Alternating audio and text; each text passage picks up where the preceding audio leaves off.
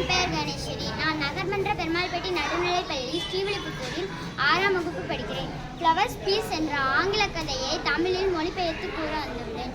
ஒரு ஒரு கிராமத்தில் ஒரு பெரிய மலை இருந்துச்சான். அந்த மலைக்கிட்ட ஒரு சின்ன குடிசை இருந்துச்சான். அந்த குடிசையில் ஒரு அக்காவும் ஒரு தங்கச்சியும் வாழ்ந்துருந்தாங்க. அவங்க 2 பேருக்கும் பூ வளர்க்குறதுனா ரொம்ப பிடிக்குமா. அதனால் அவங்க நிறைய பூ மார்க்கெட்லேருந்து வாங்கிட்டு வந்து வச்சாங்க. அது வளர ரொம்ப நாள் ஆச்சு. ஆனால் ஒரு 10-20 நாளில் வளர்ந்துருச்சான். அதுக்கடுத்து அவங்களுக்கு பூ வளர்ந்தது ரொம்ப சந்தோஷமாக இருந்துச்சான். ஆனாலும் அது எல்லாமே வெள்ளை பூவாக பூத்ததுனால ரொம்ப கஷ்டப்பட்டாங்களாம். அதுக்கடுத்து அவங்க ரொம்ப கஷ்டப்படையும் இது அவங்க அக்கா வந்து ஒரு ஐடியா சொன்னாங்க.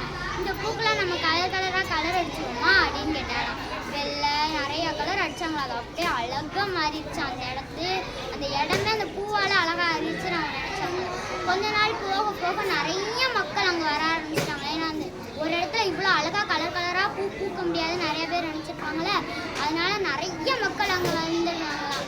அங்கே வாகனங்கள்லாம் நிறுத்தி ரொம்ப ஒரு மாதிரி பொல்யூஷன் ஆயிடுச்சான். அவங்க அந்த பூ வளர்த்ததே நம்ம அமைதிக்காக தான் வளர்த்தோம். ஆனால் அந்த பூவாலே இப்போ அமைதி இல்லையே அப்படின்னு நினச்சிட்டாங்க. அதுக்கடுத்து அவங்க ரொம்ப வருத்தப்பட்டதுக்கப்புறம் இது அந்த போக கலர்லாம் மங்கிரும்ல, அப்படி அந்த கலர்லாம் மங்கையும் அப்படியே வெள்ளைப்பூவாக மறுபடியும் ஆயிடுச்சான்.